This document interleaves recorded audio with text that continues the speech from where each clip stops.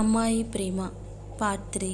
అభి door తీసి అలా షాకింగ్గా చూస్తూ ఉన్నాడు. అభి కిరణ్తో పాటు వచ్చిన అమ్మాయిని చూసి, కిరణ్ నా మరదలు హర్షి, నీకు తెలుసు కదా, మళ్ళీ కొత్తగా అడుగుతావేంటి? అభి నాకు తెలియక కాదురా, ఇక్కడికి ఎందుకు తీసుకొచ్చావు? కిరణ్ ఓ అదా, తను ఏదో కోర్సులో జాయిన్ అయ్యింది ఇక్కడ, అందుకే ఇక్కడ నుండైతే ఈజీగా ఉంటుందని అమ్మ తీసుకెళ్ళమనింది. అభి ఓ హాయ్ హర్షి, ఎలా ఉన్నావురా? హర్షి బాగున్నా అన్నయ్య, అత్తయ్య నిన్ను మరీ అడిగానని చెప్పమంది, ఒకసారి ఇంటికి రమ్మంది. అభి ఓకేరా, నువ్వు లోపలికి వెళ్ళి ఫ్రెష్ అవ్వు. హర్షి లోపలికి వెళ్ళిపోయింది. అభి ఏరా, మా చెల్లి వస్తే ఇంకా మేము కనపడంగా. కిరణ్ ఊరుకో బావా. రిషి అక్కడికి వచ్చాడు. రిషి వచ్చారా, ఏంటి సంగతులు?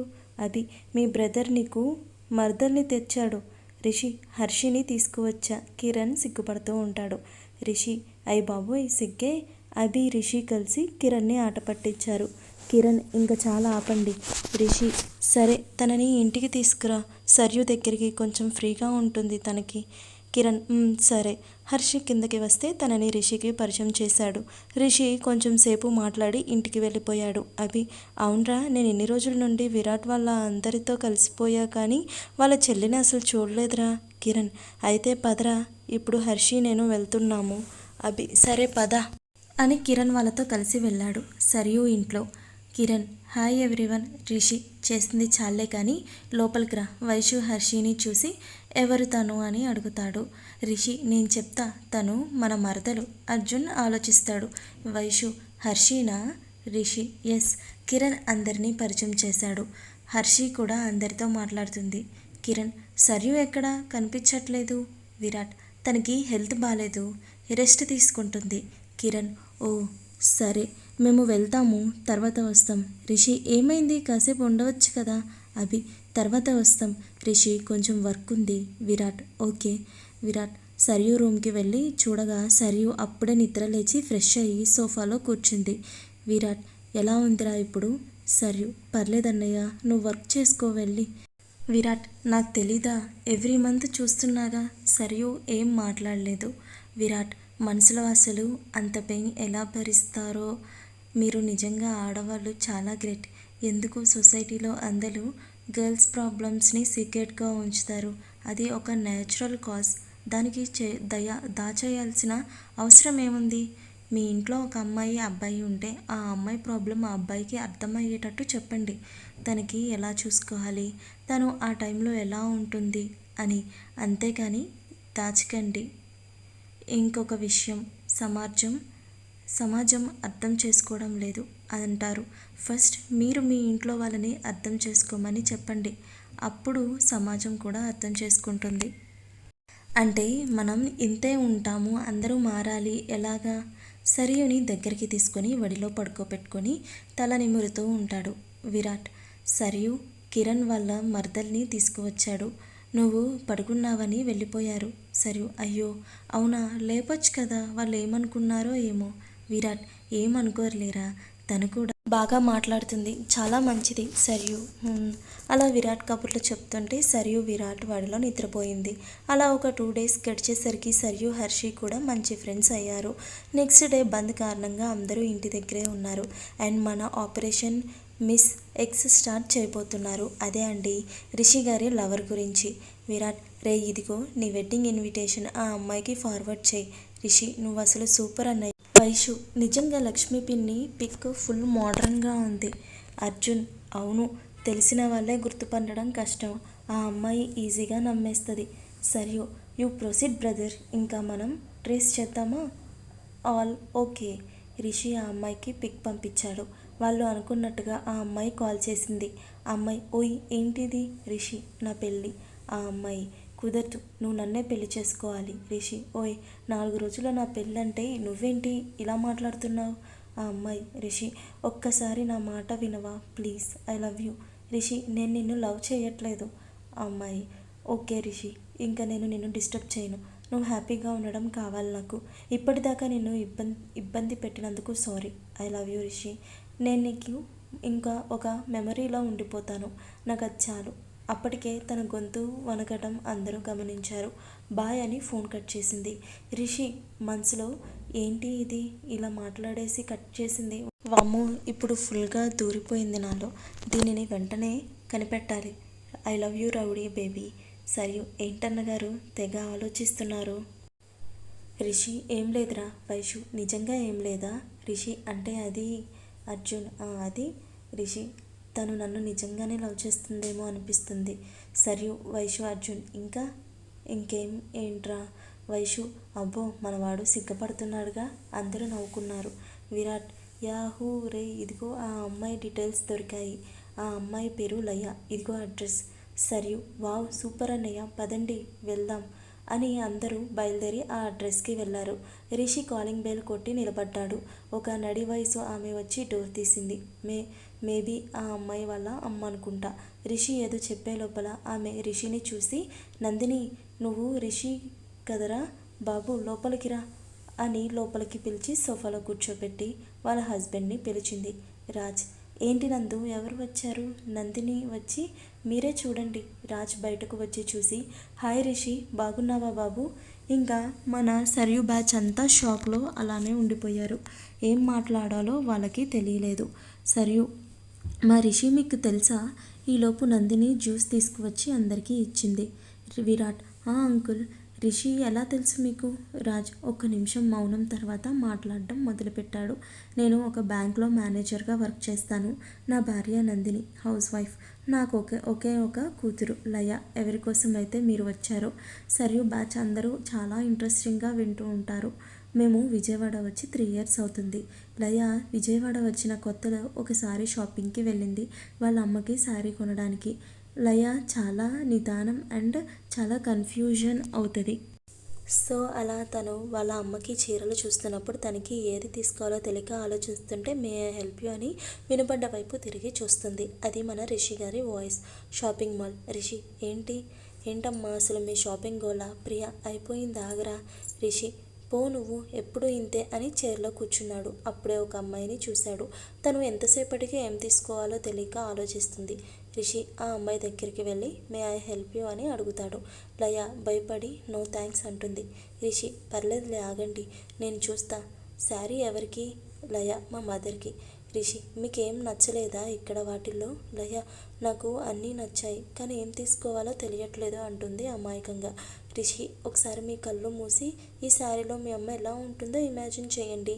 అప్పుడు నీకే తెలుస్తుంది ఏం బాగుంటుంది అని.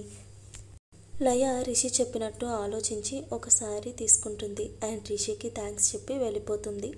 లయ ఇంటికి వచ్చి వాళ్ళ అమ్మా నాన్నకి చీర చూపిస్తుంది. నందిని అరే వా, చాలా బాగుంది. నిజం చెప్పు, నువ్వే సెలెక్ట్ చేసావా? లయ మమ్మీ ఏంటి నువ్వు? రాజ్ అది కాదురా, ఎప్పుడు కన్ఫ్యూజ్ అయ్యి 5-6 శారీస్ తీసుకొస్తావు కదా, అందుకే మీ మమ్మీకి అనుమానం వచ్చింది. లయ షాపింగ్ మాల్లో జరిగిందంతా చెప్పింది. నందిని ఆ అబ్బాయిలతో మాటలేంటో నీకు. రాజ్ తను హెల్ప్ చేయడానికి చెప్పి ఉంటాడు. లయ తను మంచివాడు, నాలాగే ఉన్నాడు డాడ్. నందిని సరే పదండి భోజనం చేద్దాం. మళ్ళీ ఒక 1 week తర్వాత ఒక కాఫీ షాప్. లయ కాఫీ తాగుతూ ఉంది. ఒక అబ్బాయి లయ దగ్గరికి వచ్చి, హాయ్ లయ. లయ హాయ్, మీరు? నేను నీకు తెలీదు, బట్ నువ్వు నాకు తెలుసు. I love you. లయ ఏం మాట్లాడుతున్నారు? నాకు ఇలాంటివి నచ్చవు. ఇలాంటివి నచ్చవా? అయితే డైరెక్ట్గా పాయింట్కి వస్తా. నాకు నువ్వు ఒక రోజుకి కావాలి లయ. అలా చెప్పేసరికి లయకి ఏడుపు వచ్చేసింది. ఏం మాట్లాడాలో తెలియక వాడిని ఒకటి పీకింది. నన్నే కొడతావా అని లయ జుట్టు పట్టుకోబోయాడు. అప్పుడే ఒక చెయ్యి వచ్చి ఆపింది. ఎవరా అనుకుంటున్నారా? ఇంకెవరు, మన రిషి. రే ఎవడ్రా నువ్వు, చెయ్యి వదులు. రిషి వాడిని 4 పీకి పంపించాడు. లయ దగ్గరికి వచ్చి, రిషి ఏంటండి వాడు ఏదో వాగితే ఏడుస్తూ కూర్చుంటారా? అసలు అమ్మాయిలు ఎలా ఉండాలి? ఎవరైనా కదిలించాలి అంటే భయపడాలి. అలాంటిది మీరేంటండి ఇలా ఏడుస్తున్నారు? లయ ఏం మాట్లాడకుండా రిషి వైపే చూస్తూ ఉంది. రిషి చూడండి, ఇంకోసారి ఎవరికైనా మీ జోలికి వస్తే ఇలానే సమాధానం చెప్పండి. ఏడవకూడదు. కన్నీళ్ళు చాలా విలువైనవి. ఇలాంటి వాటి కోసం వేస్ట్ చేయొద్దు, ఓకేనా? బాయ్ అని వెళ్ళిపోయాడు. లయ ఇంటికి వచ్చి జరిగిందంతా వాళ్ళ పేరెంట్స్కి చెప్పింది.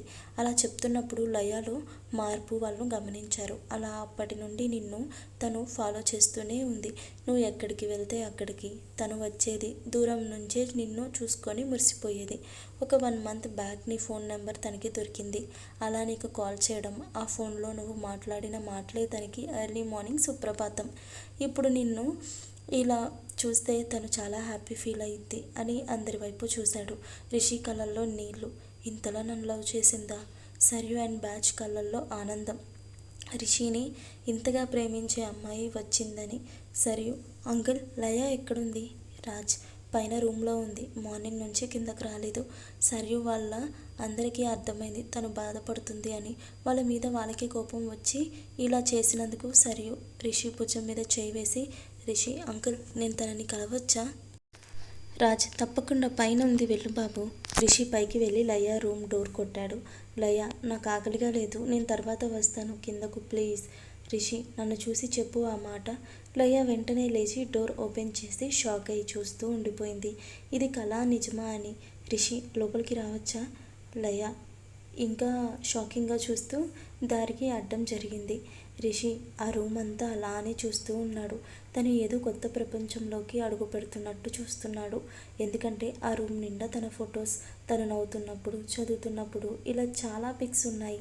రిషి, ఇలా రా అని లయాని పక్కన కూర్చోపెట్టుకొని, ఇంత లవ్ చేసావా నన్ను?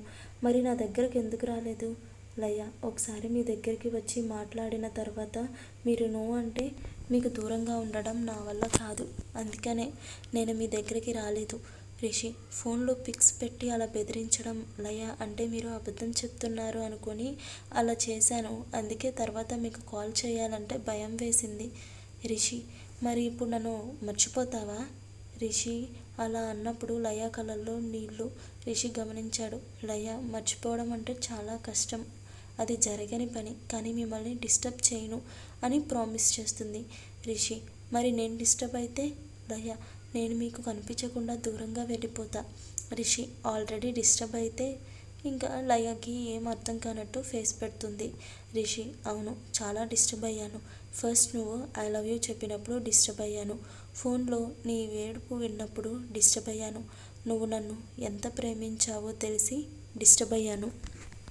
అండ్ ఫైనల్లీ ఇంత క్యూట్ కుక్క పిల్ల నా కోసం ఇలా ఏడవడం చూసి మరింత డిస్టర్బ్ అయ్యాను.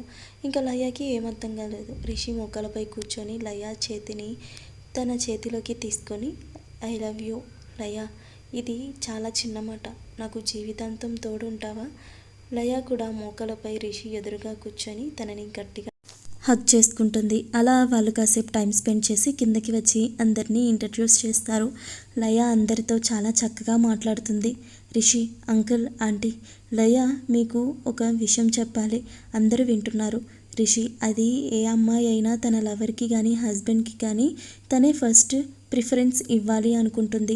కానీ నా లైఫ్లో ఎప్పటికీ ఫస్ట్ ప్రిఫరెన్స్ నా చెల్లికే ఉంటుంది అని అందరి ఫేసెస్ చూశాడు. సర్యు కోపంగా చూస్తుంది. సర్యు బ్యాచ్ హ్యాపీగా, లయ వాళ్ళు కొంచెం అర్థం కానట్టు. రిషి, మా మమ్మీ ఎక్కువ చెల్లి ఎక్కువ అంటే నేను ఖచ్చితంగా చెల్లి అనే అంటాను. సో ఫ్యూచర్లో మనకి ఏ ప్రాబ్లమ్స్ రాకూడదు అని చెప్తున్నా. ఫ్యూచర్లో మీ వల్ల తను ఏదైనా ఇబ్బంది పడితే నేను తట్టుకోలేను, అందుకే ముందే చెప్తున్నా. సరియు లేచి బయటకు వెళ్ళిపోయింది. రాజ్, నాకు మిమ్మల్ని చూస్తే చాలా సంతోషంగా ఉంది. మీరు ఆడపిల్లలకి ఎంత గౌరవం ఇస్తారో నాకు మీ మాటల్లోనే అర్థమవుతుంది. మా అమ్మాయి చాలా అదృష్టవంతురాలు. లయ రిషి వైపు చూసి కళ్ళు ఆర్పి తన సమ్మతం తెలియజేస్తుంది. కానీ నందిని గారికి ఇది నచ్చలేదు. అలా మాట్లాడి రిషి వాళ్ళు వెళ్ళిపోయారు. సర్యు ఇంకా కోపంగానే ఉంది. చూద్దాం ఏం జరుగుతుందో.